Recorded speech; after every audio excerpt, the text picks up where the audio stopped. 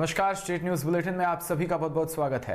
मैं आपके साथ हर्ष चौधरी। बुलेटिन की शुरुआत करने से पहले एक नजर बुलेटिन की अहम सुर्खियों पर। कर्नाटक के उडुपी की कॉलेज में हिजाब पहने लड़कियों ने किया प्रदर्शन। जवाब में भगवा पहनकर आए स्टूडेंट्स ने की नारेबाजी।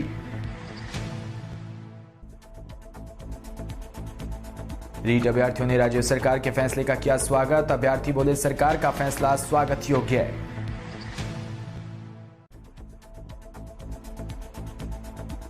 राज्यसभा में मोदी ने कहा, कांग्रेस के दिमाग पर अर्बन नक्सलियों का कब्जा।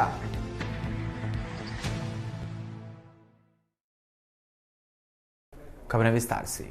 कर्नाटक के एक स्कूल में लड़कियों के हिजाब पहनने का विवाद तूल पकड़ता जा रहा है। उडुपी में मंगलवार सुबह छात्राओं ने हिजाब पहनकर कॉलेज में प्रदर्शन शुरू कर दिया। इसके जवाब में भगवा दुपट्टे पहने छात्र उनके सामने आ गए।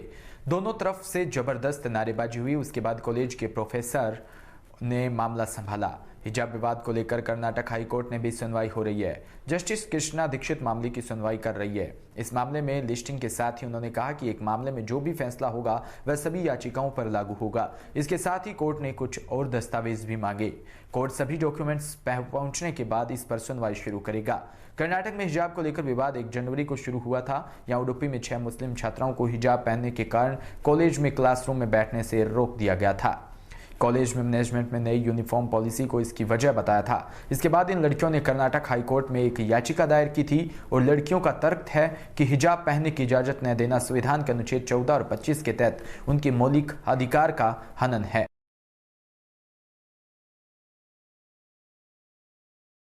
खबर देसूरी से, जहां उपखंड कार्यालय में राजस्थान अधीनस्थ कर्मचारी कंप्यूटर संघ की लंबित विभिन्न मांगों को लेकर ब्लॉक अध्यक्ष जयपाल मीणा के नेतृत्व में समस्त आईटी कर्मचारियों ने उपखंड कार्यालय में उपखंड अधिकारी राजलक्ष्मी गहलोत को मुख्यमंत्री के नाम ज्ञापन दिया। ज्ञापन में बताया कि राजस्थान के आईटी कर्मचारी विगत कई वर्षों से वेतन विसंगति व अन्य मांगों के संबंध में प्रसाररत है। वर्तमान में सोशल मीडिया पर मुख्यमंत्री महोदय द्वारा जारी फेसबुक, ट्विटर पोस्ट कर अपनी मांगों के संबंध में प्रत्येक आईटी कर्मचारी द्वारा कमेंट कर इस बारे में अवगत करवाया जा रहा है। वर्तमान में सभी विधायक, जिला कलेक्टर, उपखंड अधिकारी, विभाग अध्यक्ष आईटी कार्मिकों की कार्यशैली में से प्रभावित है एवं लगभग सभी विभाग को आज अपने अपने कार्यालय में आईटी कार्मिक विभाग की डिमांड की जाती है। आज दिनांक 7 तारीख को हमने श्रीमान उपखंड अधिकारी महोदय के समक्ष ज्ञापन दिया है। इसमें मुख्यतः हमारी कुछ मांगे हैं। सबसे पहली मांगे है कि हमें 2800 ग्रेड पे के स्थान पे हमें 3600 हमारा ग्रेड पे हमें दिया जाए और उसके अलावा हमारे जो सूचना सहायक प्रोग्रामर और प्रोग्रामर का जो 1:3 के अंदर पद हमारा आवंटित दिए जाए और कठिन पारिश्रमिक भत्ता हमको दिया जाए। धन्यवाद। खबर जोधपुर से, जहां अशोक गहलोत सरकार ने अब रीट लेवल 2 की परीक्षा को रद्द कर दिया है। सरकार अब नए सिरे से रीट परीक्षा आयोजित करवाएगी। आपको बता दें, सोमवार को मुख्यमंत्री आवास पर कैबिनेट की बैठक में रीट लेवल भर्ती परीक्षा 2 को रद्द करने का फैसला किया। अब दोनों लेवल मिलाकर 62,000 पदों पर फिर से भर्ती परीक्षा होगी। इसको लेकर रीट परीक्षा में शामिल हुए अभ्यर्थियों से हमने बातचीत की तो अभ्यर्थियों ने कहा कि सरकार का फैसला स्वागत है। सरकार ने विद्यार्थी वर्ग के लिए अच्छा निर्णय लिया है। देखिए, राजस्थान सरकार ने रीट भर्ती निरस्त का जो निर्णय लिया है वो स्वागत योग्य है और साथ ही साथ मुख्यमंत्री जी ने जो पद बढ़ाने की घोषणा की है उनके लिए हम सभी मुख्यमंत्री जी अशोक जी गहलोत साहब का बहुत बहुत आभार व्यक्त करते हैं, क्योंकि मुख्यमंत्री जी ने छात्र हित के अंदर ये संज्ञान लिया है। बिल्कुल, देखिए जिस प्रकार से मुख्यमंत्री जी ने पहले ही घोषणा कर दी है कि जो रीट है, जो एग्ज़ाम है वो मई के अंदर संभावित तिथि उन्होंने बता दी कि मई के अंदर एग्ज़ाम होगा। और मुख्यमंत्री जी ने अभी हाल ही के अंदर ये भी बयान दिया है कि ये जो एग्ज़ाम होगा रीट का पहले पात्रता एग्ज़ाम होगा, उसके बाद एक और एग्ज़ाम करवाया जाएगा। तो देखिए, मेरे हिसाब से अगर ये अपन कहें कि मई के अंदर निर्धारित यथा समय के अंदर एग्ज़ाम करवा देते हैं तो छात्र हित के लिए बहुत ही बढ़िया रहेगा, क्योंकि काफ़ी समय से छात्र जो लंबी तैयारी कर चुके हैं और समय पर एग्ज़ाम हो जाता है तो उनके मंसूबे, जो उनके माता पिता के सपने हैं, उनको समय पर पूरा करने का मौका भी मिल जाएगा। बिल्कुल, देखिए 62,000 की घोषणा हो चुकी है और अब देखिए सबसे बड़ी बात यह है कि मुख्यमंत्री जी ने पहले ही ये बता दिया कि जो भी नकल अब करवाने के, पेपर आउट करवाने के जो गिरोह है उनके लिए एक राजस्थान सरकार बहुत ही कड़ा कानून लेकर आ रही है। और मैं तो ये मानता हूँ कि ऐसे लिप्त लोगों के विरुद्ध त्वरित ढंग से कड़ी कार्रवाई करनी चाहिए, जिससे कि बेरोजगारों के मन में राजस्थान सरकार के प्रति एक बहुत अच्छा माहौल बने। बेरोजगारों को लगे कि राजस्थान सरकार है जो बहुत ही अच्छा काम कर रही है। और निश्चित रूप से मैं तो कह रहा हूँ कि कड़ी से कड़ी कार्रवाई करनी चाहिए ऐसे लोगों के विरुद्ध, और वो भी त्वरित ढंग से। बहुत बहुत धन्यवाद आपका। हाल ही में रीट एसओजी खुलासे के बाद राजस्थान सरकार ने छात्रों के हितों को ध्यान में रखते हुए रीट को रद्द करने का फैसला सुनाया है और ये फैसला छात्रों के हितों के लिए अच्छा साबित होगा। मई में अगर परीक्षा का आयोजन होता है तो उन तमाम विद्यार्थियों के लिए बेहद ही गुड न्यूज साबित होगी, क्योंकि मेहनत करने वाले तो फिर से अपना महल बना लेंगे, कश्तियां तो उनकी डूबेगी जिनकी कागज की नाव थी।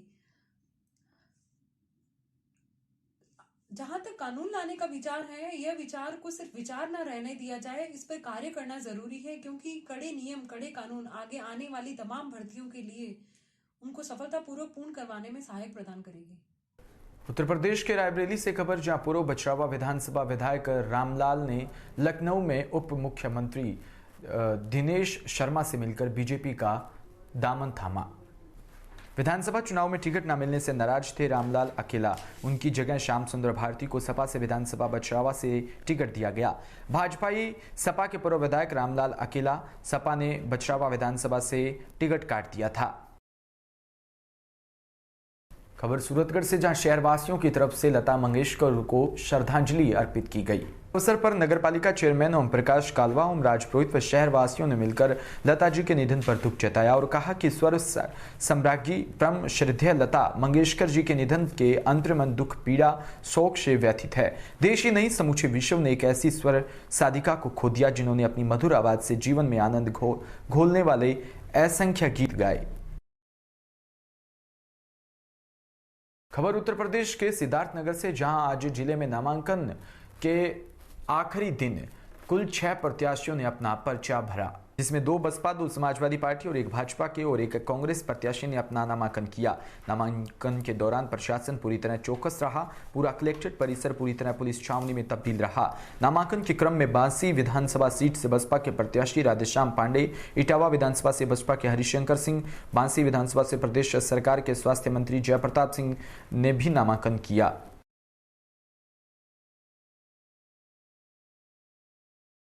वस्तु 303 से लगा हुआ, आज पर्चा दाखिल हमने किया। क्या है, क्या किस मुद्दे को लेकर चुनाव मैदान में? मुद्दा तो बहुत सारा है। नौजवानों के रोजगार का मुद्दा है, और किसानों का मुद्दा है, और भ्रष्टाचार का मुद्दा है, और तमाम ऐसे माताओं बहनों जो हमारी समाजवादी पार्टी 500 रुपया महीना देती थी, जिसका कहीं ना कहीं बहुत ज़रूरी कामों में इस्तेमाल होता रहा होगा, वो भी इन्होंने बंद कर दिया है।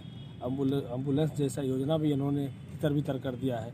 जो भी समाजवादी योजना हमारे नेता अखिलेश यादव जब मुख्यमंत्री थे, वो गरीबों, किसानों, नौजवानों, हर वर्ग, हर समाज को साथ लेकर चलने का काम करते रहे। ये बीजेपी योगी सरकार जब से आई है 5 सालों में सब तितर बितर कर दिया। नौजवान आज बेरोजगार घूम रहा है, माताएं बहनों के घर में कोई खुशी नहीं है। ये कोरोना के नाम पे लोगों ने तमाम नौजवानों को बेरोजगार छीना है, और छोटे छोटे जो बच्चे हमारे हैं, जो हमारे भविष्य, सबके भविष्य, हर समाज के भविष्य है, उन बच्चों के सपनों के लोगों ने चूर चूर करने का काम किया है। और 2022 का ये चुनाव बहुत महत्वपूर्ण है, और कपिलवस्तु विधानसभा के हर समाज के जनता हो, नौजवान, बूढ़े बुजुर्ग, माताएं बहनें आज समाजवादी पार्टी अखिलेश यादव जी पर विश्वास करके हमारे जैसे एक छोटे कार्यकर्ता को हमारे नेता आदरणीय अखिलेश यादव जी ने प्रत्याशी बना के फिर से भेजा है। हमारे साथ कंधे से कंधा मिला के चलने का लड़ाई मानते हैं विधायक जी? हमारा किसी से कोई लड़ाई नहीं है। इस बार यहाँ से बीजेपी का हम लोग जमानत जब्त करके निकालेंगे। जो जैसे कह रहे हैं कि क्या विकास करेंगे, अगर आप विधायक होते हैं तो क्या क्या करेंगे? हमारे 5 सालों हम विधायक थे, 9 बड़े पुल बनाए, विश्वविद्यालय बनाए, ये जो मेडिकल कॉलेज यहाँ बना हमारे सरकार का ही प्रस्ताव था, और ऐसे तमाम काम हम लोगों ने किया है तो कपिलवस्तु विधानसभा में। और जब से बीजेपी की सरकार, योगी जी की सरकार आई, यहाँ के विधायक जी थे, वो अपने घर का भी रास्ता नहीं बना पाए, और बाकी विकास का नाम कोई है नहीं। इनके जो योगी जी हैं वो हमारे कराए हुए नेताजी कार्यों को पत्थर कलर चेंज करा के, पत्थर लगा के उद्घाटन करते हैं। वैसे यहाँ का जो विधायक है वो भी जितने भी हमारे काम हुए क्षेत्र में, कहीं हमारा पत्थर तोड़वा दिया है, तो कहीं जो गेट हमने बनवाया उसको अपना कलर लगा के उसका उद्घाटन किया है। ये ऊपर का भी यही इनका एजेंडा भी था, नीचे विधायक भी वही काम किया है। तो हम लोग काम करने के मुद्दे पे समाजवादी पार्टी हमेशा सरकार में आई थी, हमारे नेता अखिलेश यादव सरकार में आए थे।